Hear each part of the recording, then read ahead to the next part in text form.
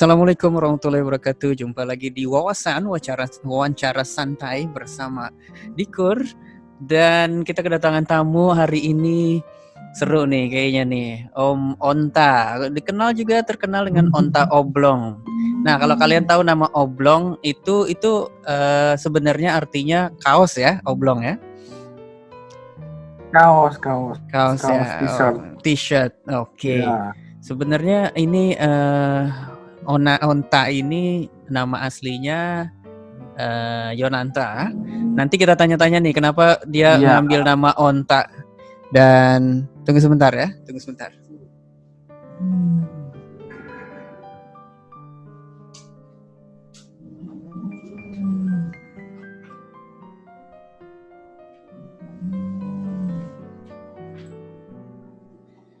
Oke,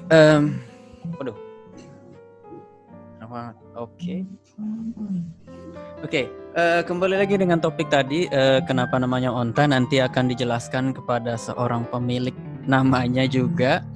Dan sebenarnya Onta ini atau Yonanta ini adalah teman SMP saya dari SMP 91 Jakarta ya, SMP Negeri 91 Jakarta yang letaknya di Gang Syawal. Kalau kalian merupakan alumni SMP 91, jangan lupa komen angkatan berapa dan guru siapa yang paling kalian ingat, dan pesan-pesan yang dari guru tersebut bisa teringat sampai sekarang. Oke, entah masih inget gak nih nama guru di SMP 91 nih?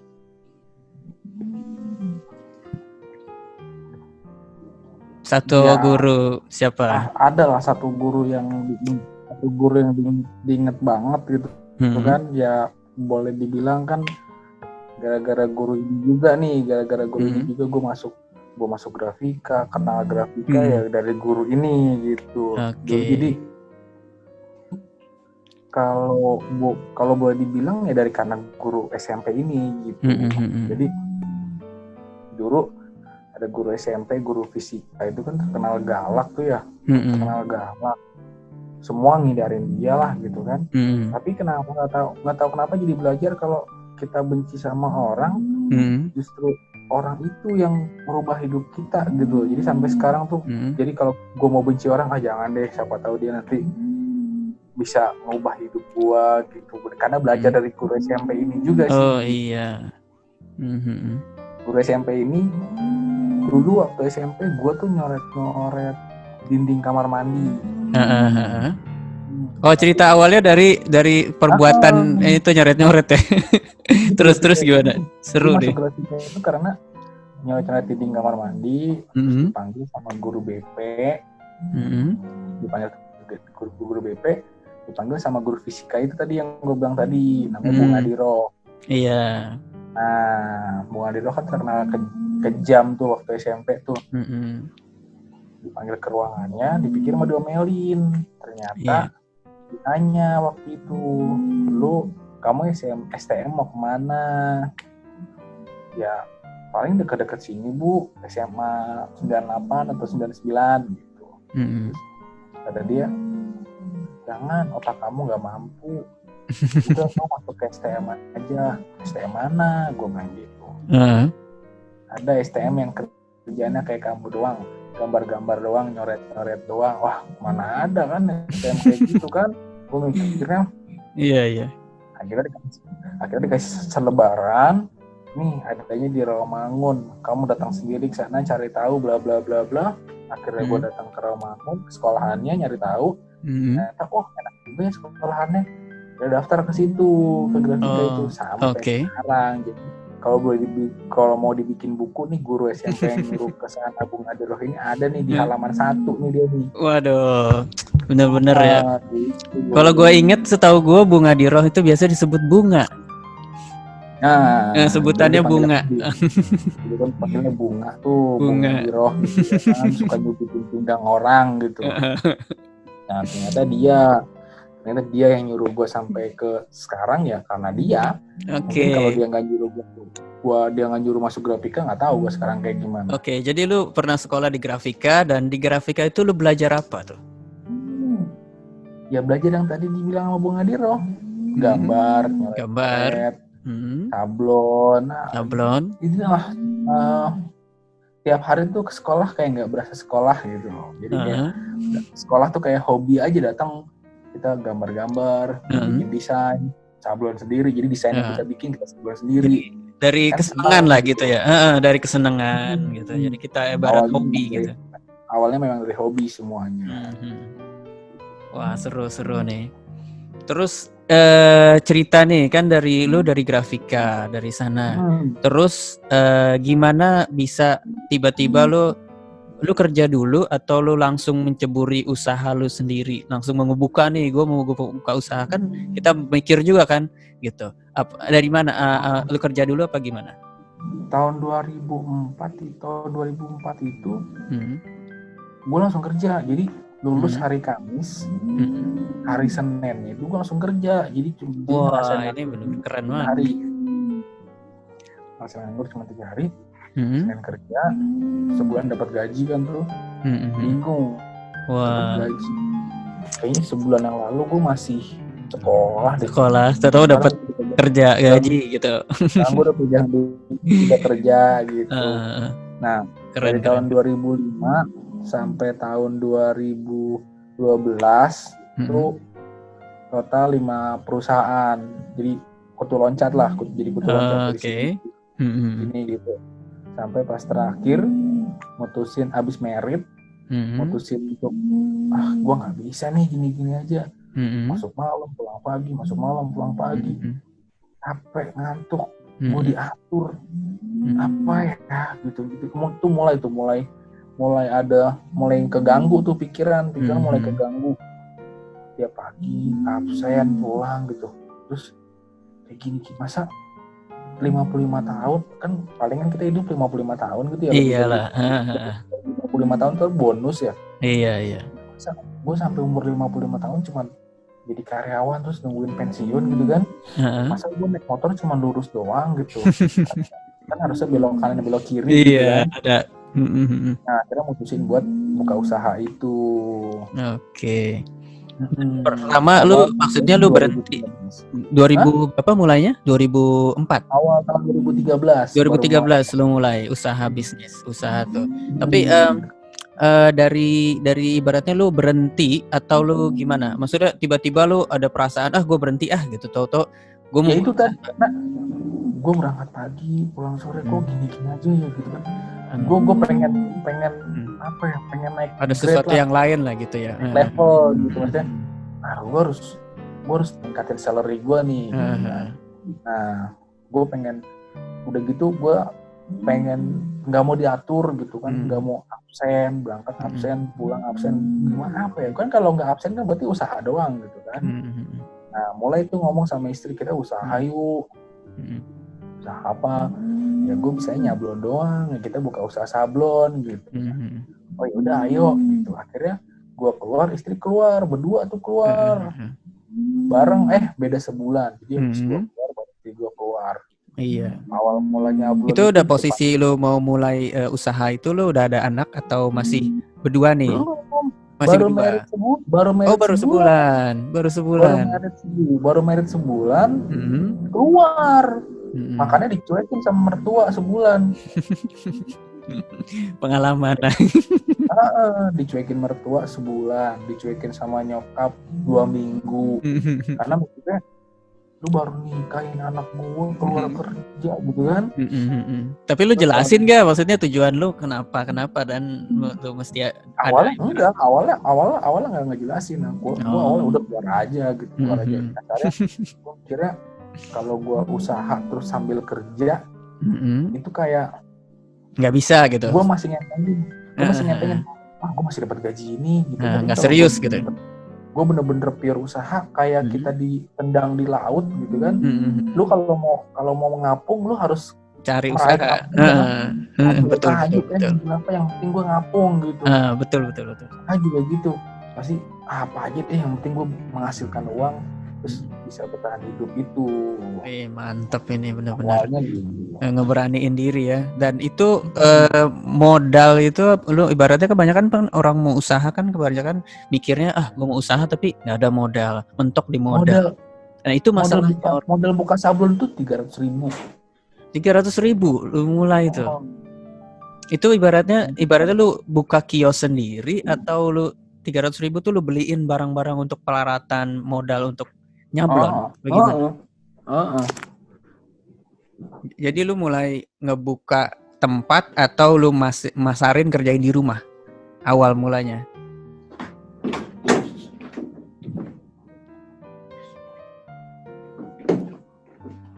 Gue keluar dulu.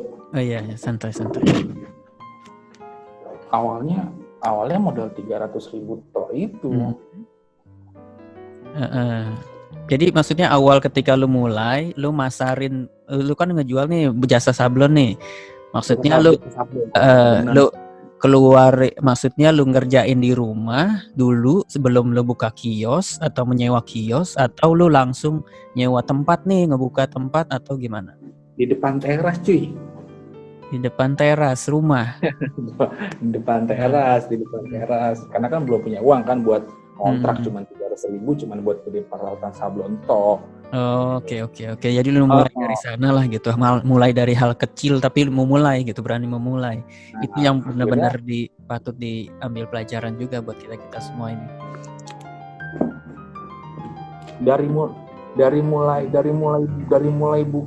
Dari mulai nyablon di depan teras itu sampai kita mutusin untuk kontrak itu setahun lebih lah. Udah punya modal, terus kita mutusin untuk kita nggak bisa di rumah nih, cari tempat sendiri. Karena kan sablon pasti kotor gitu kan, limbahnya segala macam. Kita nggak bisa di rumah gitu kan, kita harus kontrak nih. Makanya nyari kios, dapet kios yang sekarang ya sampai sekarang udah 6 tahunan atau 7 tahunan lah. Oke, jadi belum pindah. Itu tahun berapa tuh? Lu udah sampai dapat inisiatif nyari-nyari tempat gitu. Terus tahun berapa tuh lu dapat akhirnya? Tahun 2013 akhir lah. Oke, di akhir-akhir itulah ya ketika lu dapet tempat nih yang cocok banget sampai sekarang nih. Ibaratnya kan jodoh-jodohan gitu, nyari tempat, kita nyari tempat usaha atau nyari tanah atau nyari rumah. Itu kan kayak jodoh-jodohan gitu. Ada yang pas banget kan gitu. Sampai sekarang tuh udah 7-6 tahunan lah. Ya, 6 tahun. 7 lah. Oke. Sekarang nggak pindah-pindah. Kan gue lihat tuh banyak banget kliennya, dari klien yang dari sekolah TK sampai yang klien urusan dengan atlet segala macem. Maksudnya itu pengalaman lu kan ibaratnya udah banyak mendapatkan customer atau klien. Ada nggak sih lu merasa ketika ada di titik paling bawah ketika lu menjalanin usaha ini, ketika ada di mana lu pikir gue nyerah nih, gue bakal udahlah tutup ganti usaha lain, atau lu 6 bulan kerja lagi? 6 bulan buka usaha ini tuh, 6 bulan buka usaha ini terus mikir kayaknya nggak jalan nih, jalan usaha gue. Terus sempet bilang ke gue balik kerja lagi aja ya, gue ngubungin teman-teman kerja yang dulu gitu kan. Kayaknya gue balik kerja yang ke tempat yang dulu aja lah. Tapi istri bilang emang nyerah gitu kan, ya pengennya sih nggak nyerah, ya udah terusin aja gitu. Udah gue nggak apa-apa makan pakai telur aja, nggak apa-apa makan pakai kecap aja, nggak apa-apa. Akhirnya gas terus sampai sekarang. Mungkin itu baliknya lagi, titik baliknya lah gitu, dari mulai nyerah sampai sekarang itu tuh dari situ lah. 6 bulan sempat mau nyerah. 6 bulan awal buka usaha itu ya, 6 bulan ya. 6 bulan sempat mau nyerah. Tapi akhirnya lu bisa bangkit lagi, bertahan lagi. 6 bulan itu sempat mau nyerah, terus balik lagi sampai sekarang. Jadi sampai mutusin udahlah. Termasuk COVID ini tuh sempat gimana nih efeknya gitu ya. Cuman mikirnya kalau gue ibaratin usaha gue ini perahu gitu kan, masa ini perahu gue lagi bocor, gue nggak mau pindah perahu gitu, gue nggak mau pindah usaha terus usaha yang lain, gue nggak mau. Lebih baik perahunya gue tambel biar bisa nyebrangin gue sampai ke pulau yang gue pengen tuju gitu kan. Toh apa yang gue dapat selama ini dari perahu ini gitu. Jadi kalau sekarang perahunya bocor apa bolong, harusnya gue nggak pindah perahu, tapi gue tambal perahunya gitu gue mikirnya. Jadi akhirnya udah terusin aja lah, teruslah, bismillah lah, rezeki mah udah ada yang ngatur gitu. Sampai sekarang. Oh keren. Mantap, motivasinya juga. Emang usaha tuh bisa diambil pelajaran bahwa kita mulai usaha tuh bukan perlu yang modal yang kita tiba-tiba jadi usaha yang gede gitu kan. Kita mulai dari hal kecil dulu. Kita mulai dari banyak yang nggak percaya, banyak yang nggak percaya kalau modalnya cuma 300.000 tuh banyak yang nggak percaya. Tapi itu modalnya cuma 300.000, nyambul di depan teras, cuman pakai papan beberapa biji gitu doang gitu kan, nyabunnya juga cuman yang simple doang, yang penting dapat uang. Tapi semangat terus ya sampai sekarang, bisa ngontrak, bisa punya orang yang bantu di kios gitu, sampai kasarnya udah kayak semi autopilot lah. Jadi kayak sekarang gue ke Jogja nih, ada yang handle udah gitu. Tetap, jadi gue kemana-mana pun kasarnya gue liburan pun kios gue jalan kok gitu, tetap ngasilin uang buat gue. Jadi kasarnya ya gue liburan uang ngejar gue, tapi kan nggak boleh sampai dari sini juga tetap kerja gitu. Nggak pengen kayak gitu. Iya, benar. Jadi hikmahnya dari semua ini kita mulai dengan hal kecil tapi dengan kemauan juga ya, kemauan dan usaha yang jangan pantang menyerah juga kan. Ada titik di mana lo kan kalau bukan kita siapa lagi, kan usaha kita punya kita. Kita mesti jalan. Kalau bukan kita yang kerja keras, kalau bukan kita yang semangat, ya perahu tadi nggak jadi gede gitu kan. Kita kan pengennya kan perahunya jadi gede, jadi banyak orang yang naik itu, banyak orang nyari nafkah di situ, berkah buat semuanya. Udah gitu kan. Sesimpel itu. Ontao Oblong didirikan itu sesimpel itu. Ontao Oblong didirikan biar bisa berguna buat orang. Ada banyak orang nyari nafkah di Ontao Oblong, banyak orang dapat uang dari Ontao Oblong buat keluarganya, buat ibunya, buat masuk gua juga. Masuk gua juga kan. Order gitu kan. Order. Jadi lu juga termasuk produsen pabrikan gue juga ya, dari clothing gue juga kan. Oh iya. Kapan lagi tuh order kaos Brunei dong, ayo. Ya nanti lagi dikabarin. Jadi oke. Balik lagi ke nama nih, Onta ini nih. Gue nggak tahu juga sejarahnya dari mana lu bisa ujuk-ujuk kok lu dapat panggilan Onta dan lu mau manggil make nama. Kan biasanya kalau nama kan misalnya usaha tuh yang keren gitu, Doa Ibu atau apa gitu, Cahaya apa, atau yang lebih anak muda yang bahasa Inggris ke Inggrisan. Tapi lu kenapa ngambil kok Ontao Oblong gitu? Onta itu panggilan gue dari kecil, dari TK mungkin kan. Oh dari TK, aku kira pas SMP aja. Enggak, dari TK. Itu dari TK udah dipanggil Onta karena singkatan nama kan, Yonanta kan diambil on sama taknya. Oke. Nah, kenapa Ontao Oblong? Kenapa? Mungkin ontanya dari panggilan gue. Yang kedua, tenang aja sama onta kan kendaraan yang disukai, binatang yang disukai Rasul kan, sampai Rasul bilang di mana onta saya berhenti, di situ saya nginap gitu kan. Nah, pengennya Ontao Oblong itu jadi kendaraan usaha sampai yang berkah gitu, amin. Yang berkah buat semuanya, karyawan gue semua yang ikut kerja sama gue berkah semuanya, didoain banyak orang, itu aja. Oh, karena itu jadi sejarahnya. Onta kan itu. Filosofinya, oke. Dan jadi ini Onta itu kendaraan yang dirusakin Rasul. Mudah-mudahan berkah untuk usahanya. Amin. And ini yang mau gue tanya ini, kan kita dalam usaha atau bisnis nih, ada aja namanya bisnis kan, ada pasang surut, ada juga lu merasakan kayak kena tipu, atau memang usaha ini emang tipis banget, atau malah lu nombok gitu. Pernah nggak sih ngalamin kayak gitu? Ya kalau belum ngerasain kayak gitu ya jangan bilang buka usaha gitu. Pasti semua pasti ada ngerasain. Apapun pasti kayak gitu. Jadi awal gue bikin Ontao Oblong itu emang udah tekad kalau kita nggak boleh ngecewain customer. Yang kita harus pertama kita wujudin itu mulut kita, tanggung jawab kita. Kalau kita bisa bilang hari Sabtu, gue hari Sabtu harus jadi gitu kan. Gue nggak mau ada orang datang, Mas barang saya mana, barang saya ya belum jadi. Gue nggak mau, itu sangat mengharamkan gitu. Nah, yang jadi permasalahan kadang-kadang barangnya udah selesai, orangnya nggak ngambil. Jadi kan uangnya ketahan di orderan itu. Betul, jadi kalau orang ketipu sama tukang sablon, ini malah tukang sablon ketipu sama customer. Gitu. Oh gitu. Jadi maksudnya, tapi barang tuh diambil juga apa enggak? Enggak, barangnya jadi bangke di kios. Oh gitu. Barangnya nggak diambil. Tapi kan dalam bisnis gitu ya, ibaratnya lu kan ada down payment gitu. Lu ngambil nggak sih, maksudnya down payment itu dalam hitungan ongkos produksinya nih bakal cover nutup gitu. Seandainya orang itu, ibaratnya lu kalau orang bayar itu keuntungan lu gitu. Pernah nggak sih? Enggak, kebanyakan DP dari customer itu belum menutup biaya produksi kita. Kebanyakan DP itu cuman buat belanja bahan, itu pun nggak semuanya. Jadi kasarnya gue harus tetap nombok dari uang gue untuk. Oh, lu modalin dulu gitu ya?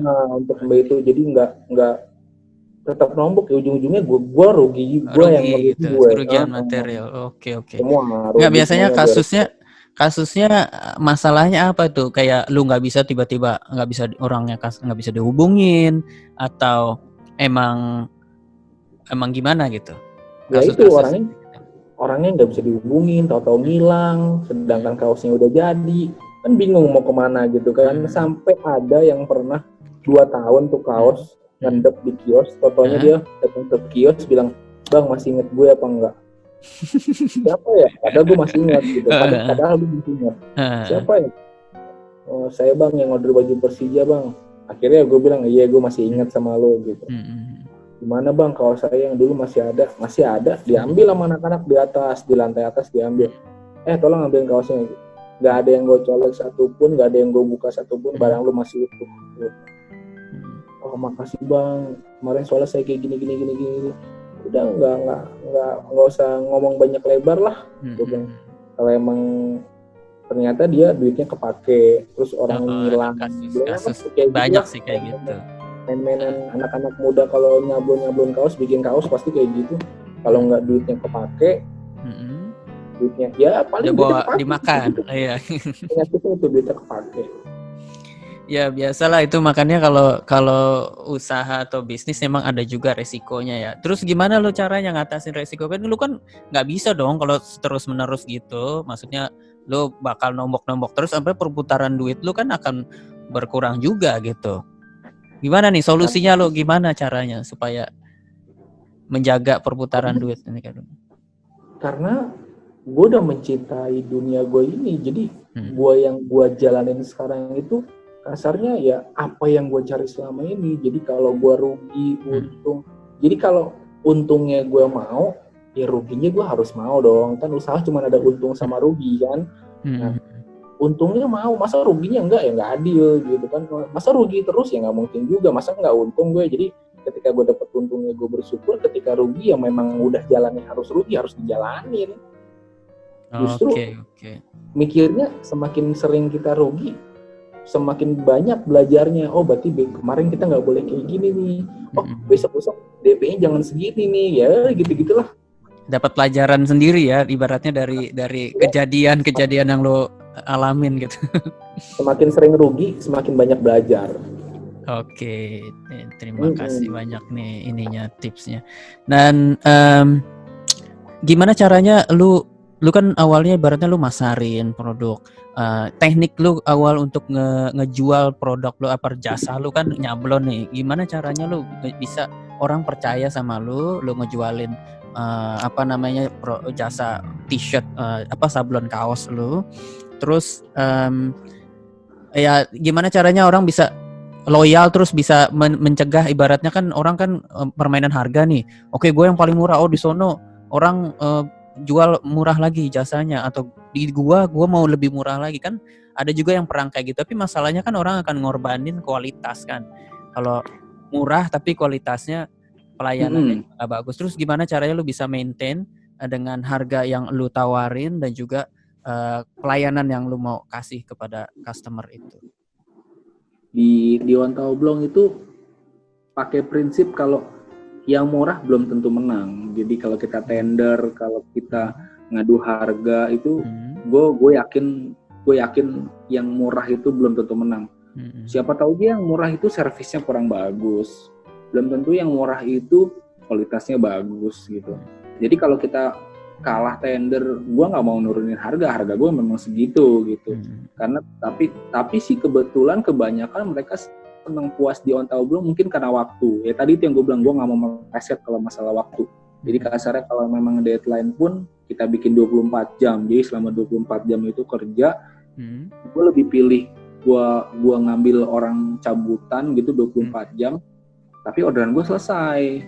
Ketika orderan gue selesai, orang pasti, oh ini tukang sablon waktunya bisa dipegang gitu. Soalnya kebanyakan bukan rahasia umum lagi, tukang sablon tuh kebanyakan molornya. Jadi minta hari Sabtu belum jadi gitu. Nah itu gue nggak mau.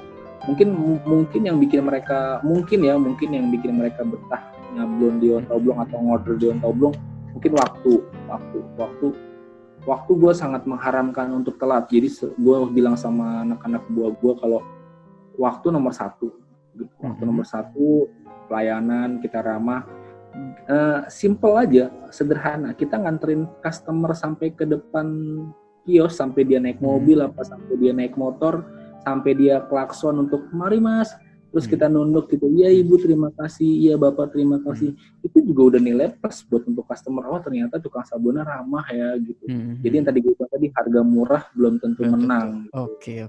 Jadi kita mesti memberi pelayanan yang terbaik untuk customer, walaupun ada juga customer kan ada juga yang ketus, ada juga yang nawarnya segila-gilanya nawar, ada juga yang gimana lo ngehadapinnya tuh, ada juga yang komplain pas gara-gara kualitas, ada yang komplain gara-gara ini nggak suka dengan hasilnya.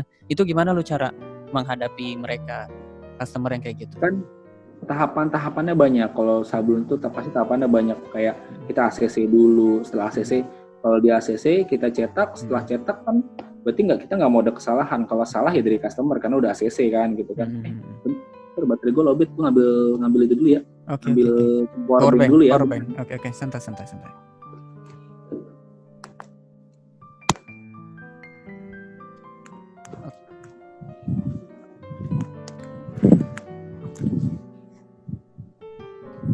Ini masih di Jogja sebenarnya, masih di Penyapan. Mantap. Semoga keluarganya sehat semua di sana ya. Amin. Ini nganter si Bontot, karena si Bontot kan perempuan gitu kan. Kalau nggak diantar kasihan juga. Iya. Kalau cowok sih masa bodoh gitu kan. Tapi sih besok pagi balik. Langsung lagi itu.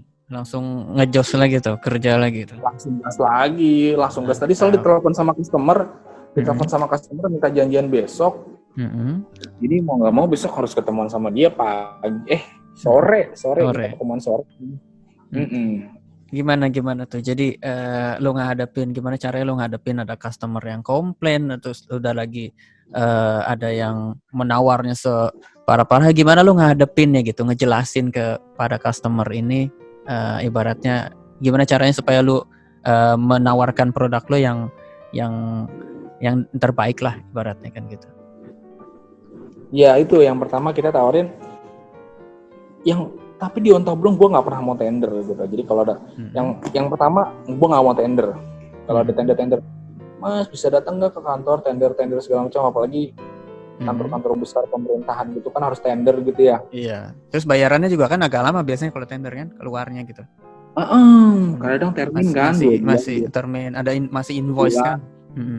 Sebulan atau 2 bulan gitu. Walaupun gede gitu nilainya, tapi ada beberapa instansi pemerintahan yang kita pegang, kayak Kemenpora gitu, terus Departemen Kemaritiman itu kita pegang. Itu dia kalau ngorder tanpa DP gitu. Tapi kita pegang PO segala macam, kita kenal sama orangnya dan pembayarannya selama ini bermasalah. Kalau masalah komplain itu lebih ke ukuran biasanya. Mereka lebih komplain ke masalah ukuran kayak kok M kecil, kok L kecil gitu. Tapi kalau masalah sablonan pun belum pernah sih kayak skun nih luntur nih rontok. Kalau kita belum pernah sih. Belum pernah dapat komplainan kayak gitu. Cuman masalah komplainnya itu paling masalah di ukuran. Karena kan setiap vendor sablon itu pasti punya size chart gitu, panjang kali lebar. Ada ukuran gitu standarnya ya, tapi kan kadang orang kan nggak mengikuti itu gitu, berdasarkan dia punya pengalaman pakaian kan gitu. Kadang Malas ngukur kebanyakan kan. Kadang mereka mikirnya, udah gue L gitu, gue XL, tapi dia nggak mikir kalau baju XL yang dia pakai itu udah lama, udah belel, udah tambah lebar gitu kan. Terus akhirnya dia misalnya XL pas dapat XL yang baru, oh sempit nih gini bla bla bla. Nah, karena sebelum mereka order di Onta Oblong, pasti kita kirim size chart, terus desain pun di ACC. Jadi di Onta Oblong semua desain di ACC. Mau anak SD, mau yang order itu anak SD, anak SMP sekalipun semua yang order tidak kita bedakan. Nggak ada dibedain ya. Nggak ada yang dibedain. Jadi setiap ada yang masuk ke Onta Oblong, pasti kita ACC desain. Setelah ACC desain, oke mas ACC kita cetak. Jadi setelah dicetak nanti ada komplainan masalah desain, kita juga pasti kan udah di ACC, kan sudah ditandatangan gitu. Dan kebanyakan nggak ada yang pernah komplain masalah desain. Paling komplainnya kecil-kecil. Oke. Tunggu, tadi itu masalah komplainan, terus masalah customer yang yang kayak tender lu nggak ambil tender gede, tapi ya masalah itulah ibaratnya. Gue lebih pilih tunjuk langsung. Lebih milih yang mungkin putus kali ya, bisnis putus gitu ya. Order udah beres gitu ya. Tunjuk langsung. Jadi ini Onta Oblong order buat jalan gitu. Tapi kalau tender-tenderan enggak lah. Enggak. Oke. Paling itu ya kayak event biasanya kan kalau yang untuk masalah biasanya event itu biasanya kan mepet tuh. Terus dia tergantung dari waktu juga. Apalagi kalau kayak event bergantung sama tanggal gitu kan. Kadang justru gue seneng sama yang mepet-mepet kayak gitu. Kebanyakan customer ngorder di Onta Oblong karena kita bisa di mepet-mepet tadi. Mereka sampai nyanggupin dengan banyak lah customer yang bilang kalau nggak di Onta Oblong nggak ada yang bisa deh gitu. Karena ngorder sehari jadi gitu kan. Jadi kayaknya kalau harus siapa lagi sih yang bisa buru-buru sampai ada yang pernah bilang, ya gue kemana lagi bang kalau buru-buru, kalau bukan ke lu tolongin gue, ya sampai kayak gitu.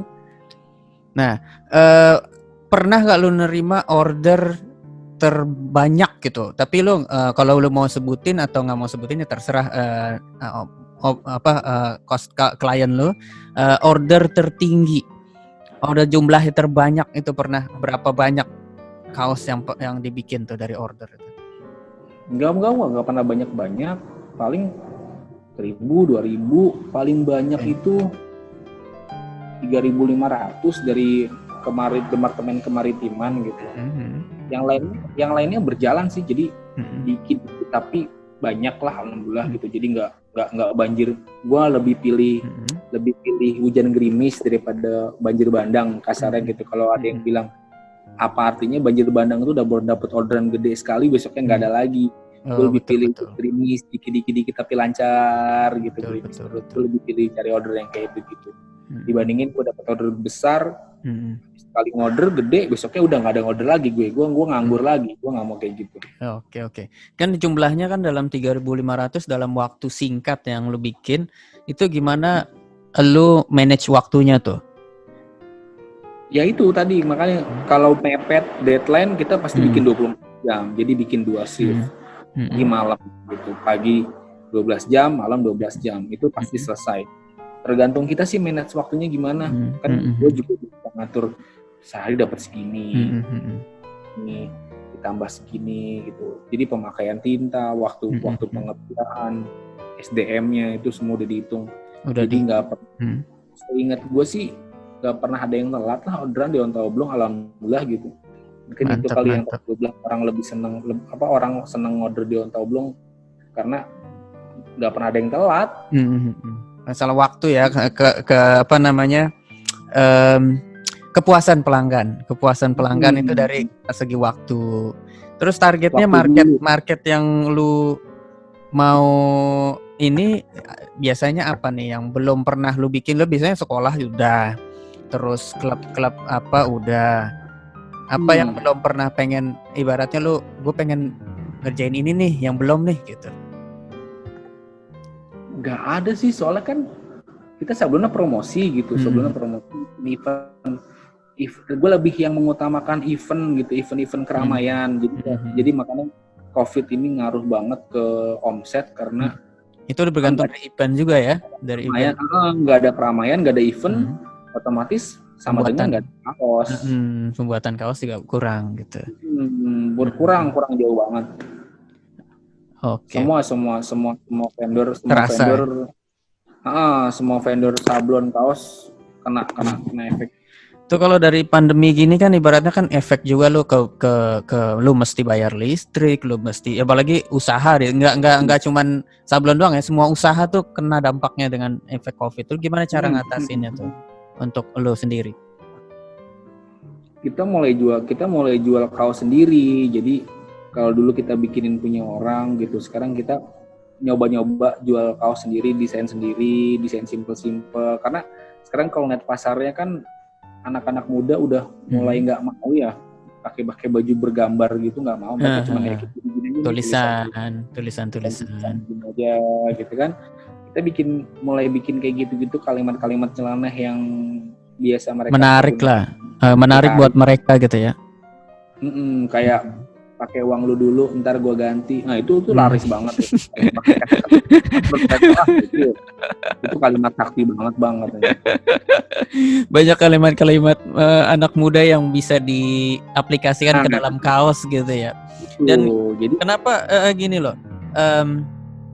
Yang mau gue tanyain adalah kan sekarang udah pada digital tuh, tak?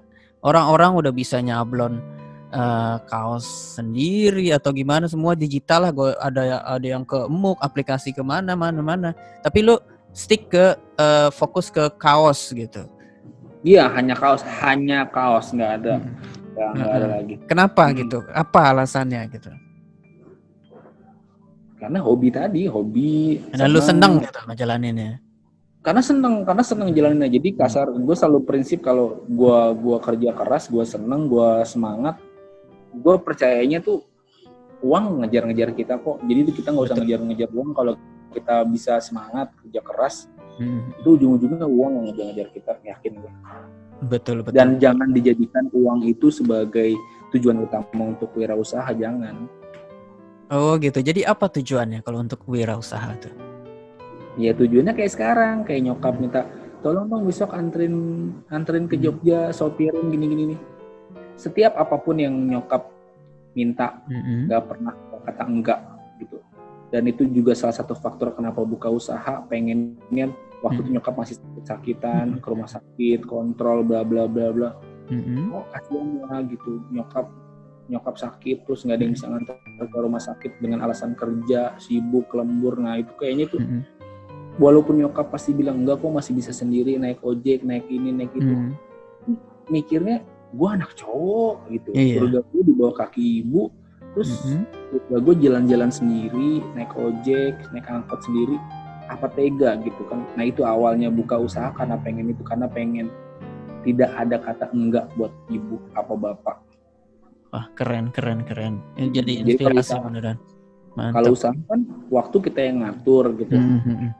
Kan bisa nganter, harusnya pagi kerja, tapi pagi disuruh antar ibu atau bapak, ya kita antar dulu mereka, digeser gitu kan, jadi kerjanya sore sampai malam, ya itu kita bisa itu enak ya, enaknya jadi wirausahawan itu waktunya kita bisa ini sendiri ya gitu. Itu yang paling utama. Jadi kalau ada anak-anak mau buka usaha kedai kopi karena uang, itu biasanya nggak bertahan lama. Benar juga, benar. Jangan uang dulu deh. Jadi mindsetnya jangan uang dulu gitu. Lu senengin keluarga, orang tua, istri. Lu senengin dulu usaha lu semangatin dulu usaha lu, nggak usah mikirin uang. Kalau lu gede sendiri, uang juga ngejar lu. Tapi kan ridho orang tua yang paling utama, apalagi kita anak cowok. Jadi selalu mikir gua anak cowok, sampai kapanpun surga gue di bawah telapak kaki ibu. Jadi apapun yang ibu minta, tidak ada kata enggak. Tapi kalau kita kerja kan susah itu. Awalnya buka onta-oblong sebenarnya faktor itu. Oke. Dari gue lihat dari beberapa foto yang lu kirim, lu juga ngerjain pekerjaan rumah ini. Ini yang salut nih. Iya. Kenapa lu sampai mau gitu? Ibaratnya kan nggak semua gitu kan. Ibaratnya ada juga yang orang kerja kantoran apa kerja usaha. Tapi ketika di rumah itu mereka mau relax gitu. Itu kenapa? Ada yang bisa lu share gak kepada kita semua ini? Iya, jadi kalau di rumah tuh nyapu gitu ya, ngepel, jemurin gitu kan. Sementara yang lainnya gue sana, nyalurin hobi sini gitu. Gue kalau minggu pagi habis sholat subuh, nyuci, jemurin, nyapu gitu. Lebih ke ngasih reward lah ke istri gitu. Dia udah capean istri kan, capean istri daripada kita di luar. Kita di luar bisa tiduran, kita bisa ketemu customer, santai sono, santai sini, ngopi sono, ngopi sini. Tapi istri 24 jam di rumah, ngurus anak, ngurus kita. Nah, minggu reward lah buat dia. Kalau minggu tuh ya udah lo santailah gitu. Gue semua yang kerjaan rumah. Yang kedua mikirnya istri tuh di samping. Jadi jalannya di samping kita, bukan di belakang kita gitu. Jadi kalau di samping kita kerjaan kita kerjaan dia gitu. Gak pernah ada rasa wah gue suami gue mau dilainin enggak. Sampai bikin nasi goreng itu sendiri aja, nggak pernah tolong istri gitu. Oke. So di orang yang paling berjasa di dalam hidup lo siapa aja? Ibu? Guru SMP tadi. Oke. Iya. Oke. Kenapa ibu? Ya kan kalau nggak ada ibu kita nggak lahir. Iya, mungkin ada juga orang alasannya ada karena ada bapak, ada siapa kan kita nggak tahu juga. Tapi kenapa lu milih alasannya ibu? Karena efek deket sama ibu itu terasa banget waktu pantau blong lagi di bawah, pantau blong nggak ada orderan, terus datang ke rumah, terus ngobrol sama nyokap, terus bercanda-bercandaan sama nyokap. Nggak tahu kenapa tuh ajaib. Jadi pulang-pulang habis bercanda sama nyokap, ngobrol sama nyokap, atau datang orderan dang kayak gue emang anak cowok harus deket sama nyokap lah, emang anak cowok harus deket sama ibu biar kasarnya jalannya gampang gitu. Iya. Nah itu udah dibuktiin sendiri. Benar. Nggak bohong, itu beneran. Ini terasa banget di gue juga. Emang benar. Gue juga ada ketika merasa di bawah. Gue kan ada orang kan gengsi gitu ya. Kalau orang kerja apa gimana kan gengsi, kita nggak mau kelihatan susah di depan orang tua kita gitu. Tapi gue tuh ngejelasin kalau kondisi gue tuh keadaannya emang lagi di bawah, terus pemasukan juga nggak gede gitu. Gue cerita semua kan, ibaratnya minta gimana solusi, minta saran kepada ibu, minta doa gitu. Dan nggak tahu kenapa gue bersabar, dan setelah itu memang kehidupan berbalik gitu, berputar. Iya. Orang ajaib gitu, ketika gue cerita aja apa ya, ketika kita susah kita cerita sama orang tua, cerita sama ibu yang penting sih. Ketika dia ngomong lu bakal sabar, lu bakal bisa sukses gini dan terjadi gitu, aneh gitu. Dan gue juga ngerasa sekarang kok bisa ya gitu, kok bisa gue kayak mimpi gitu sebenarnya. Kayak mimpi, kita kok bisa ngecapai kayak gini gitu, kayak nggak bener-bener lu nggak harus kepala jadi kaki jadi kepala, tapi dengan doa ibu itu lu jalanin biasa tapi bisa naik gitu. Nah itu hebatnya tuh ya. Kan ada juga benar-benar usaha gitu ya, orang sampai buset dah itu tidur cuman kadang 2 jam 3 jam, dia ngejar usaha, ngejar kerja segala macem. Ada yang kayak gitu juga, orang yang mengejar kemana. Banyak. Ada yang, tapi gua nggak melakukan hal kayak gitu. Gua jalanin biasa aja, kayak kerja biasa, usaha kayak biasa. Tapi ketika ibu ngomong kita akan berhasil dan kejadian gitu. Sama. Nyablon banyak tukang sablon nyablonnya itu malam sampai pagi. Gua nyablon dari jam 9 sampai jam sore, jam 9 sampai jam 6 sore pulang, ketemu anak istri, ketemu ibu, bercanda sama mereka. Waktunya justru banyakkan sama mereka dibandingin sama usaha sekarang. Tapi nggak tahu kenapa, ya itu tadi ajaib, doa ibu ajaib. Iya, keren. Ada nggak sih impian lu ke depan ini, maksudnya untuk harapan lu untuk usaha lu sendiri, maksudnya kan orang kan pengennya usaha tuh berkembang gede segala macem. Tuh apa ada nggak sih yang lu pengenin gitu ke depan ini untuk Onta Oblong? Kedepannya nggak muluk-muluk, Onta Oblong punya brand sendiri, punya tukang jahit sendiri. Jadi makin banyak orang yang kerja di Onta Oblong bisa mempekerjakan orang lebih banyak. Itu aja sih. Udah sampai di situ aja. Gue nggak berdoa gue jadi pengen kaya, enggak lah. Cuman pengen bisa berguna buat orang banyak. Karena mikirnya masih keranda gue nanti kalau gue mati yang ngangkat masih orang gitu, nggak pakai remote. Iya benar. Gue harus berguna dulu buat orang, biar berkah buat semuanya, biar nanti kasarnya pada berebut deh gotong keranda gue. Itu aja sih, itu aja. Nggak pengen kaya bonus lah. Jadi apa yang gue dapat sekarang bonus aja, bonus. Kan kalau bonus itu kan Allah boleh nurunin boleh enggak. Jadi kalau Allah nurunin nih gue kasih bonus ya kita dapat bonus. Tapi kalau Allah nggak dapet, kita nggak nurunin bonus kan juga bonusnya nggak turun. Betul. Kayak perusahaan aja bonus akhir tahun kadang-kadang kan nggak turun, kadang-kadang turun gitu aja. Benar.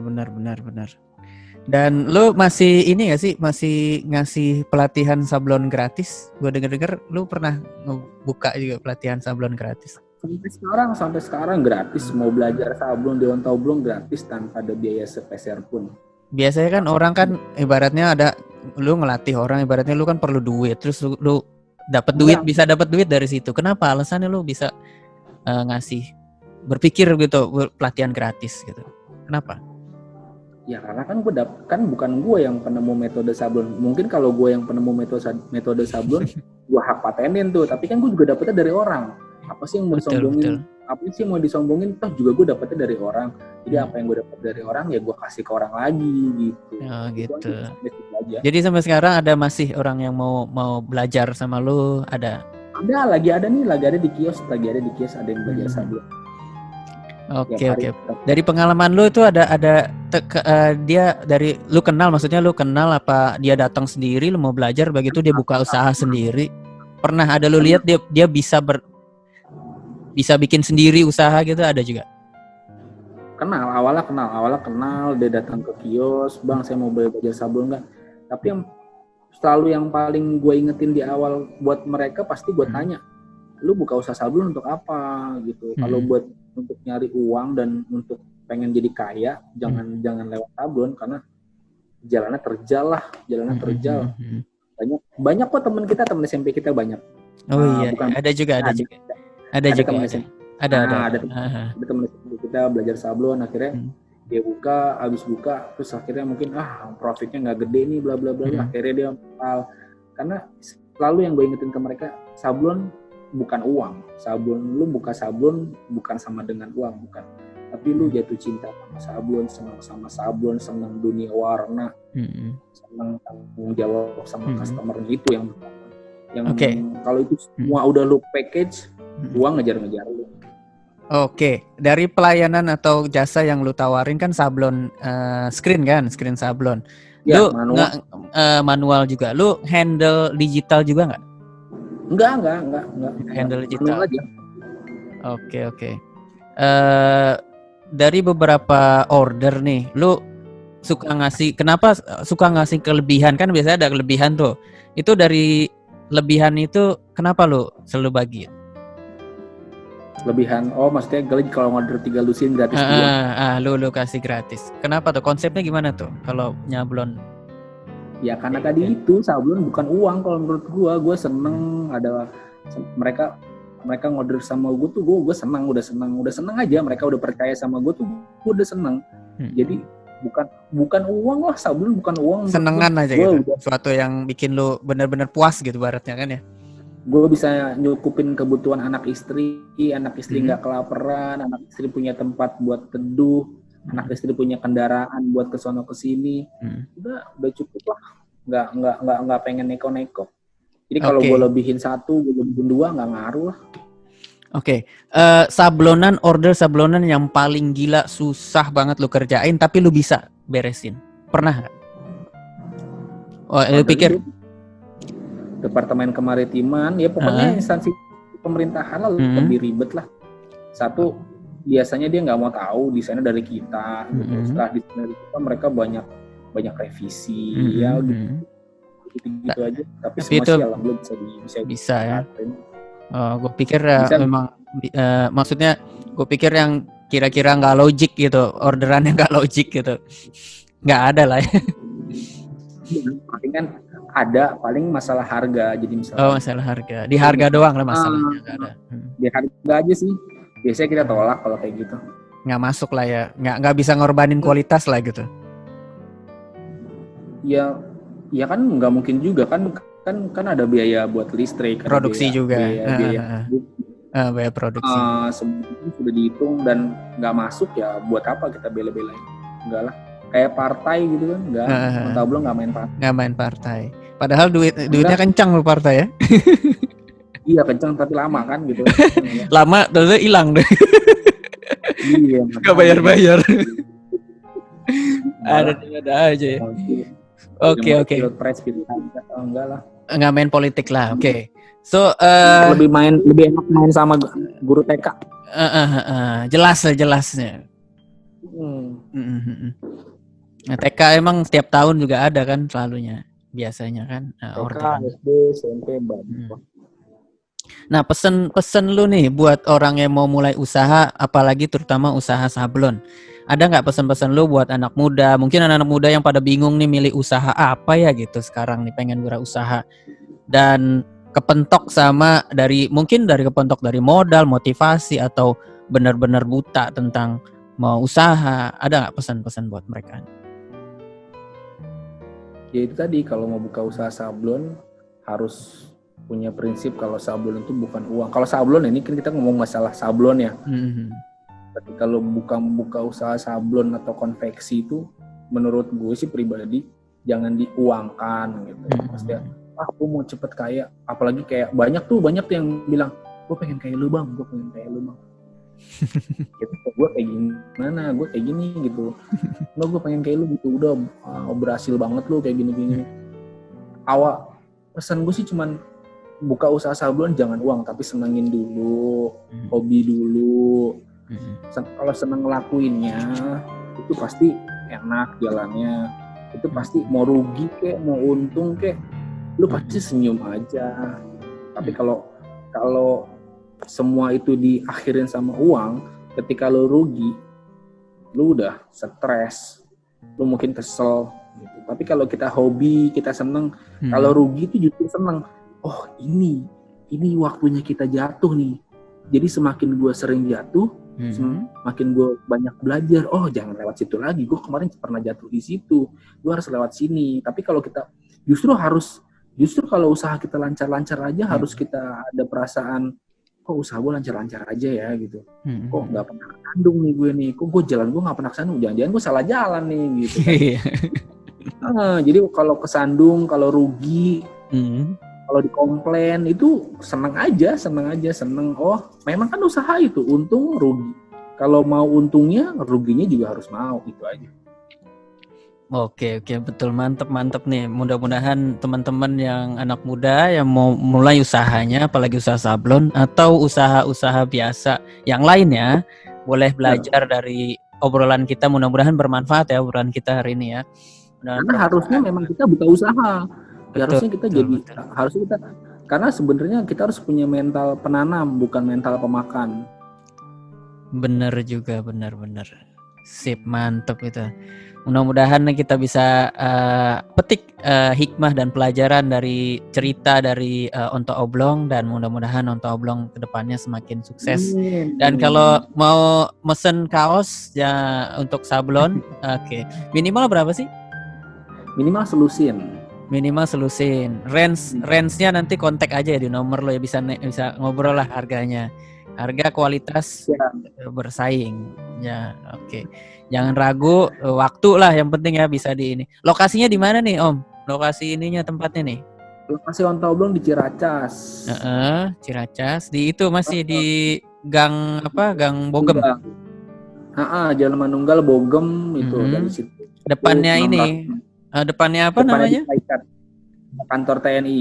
Kantor TNI di Ciracas. Jadi lewat Jalan Kiwi ya, mesti lewat ke Kiwi dulu ya, lewat Kiwi ya, daerah Kiwi kan? Lewat Kiwi sebelum PKP. Jadi ada SMA PKP, jadi sebelum PKP itu sebelum SMA PKP. Oke, mantap. Nah, teman-teman yang mau order kaos, order nih sama kaos Bos Onta. Mudah-mudahan sukses dan berkah usahanya, Bos. Amin, sama-sama. Amin. Jangan lama-lama di Brunei, cepat pulang ke Indonesia. Insya Allah, doain aja semoga kita semua berkah, bisnisnya, keluarga semua mudah-mudahan sehat semua di sana. Salam buat ibu ya.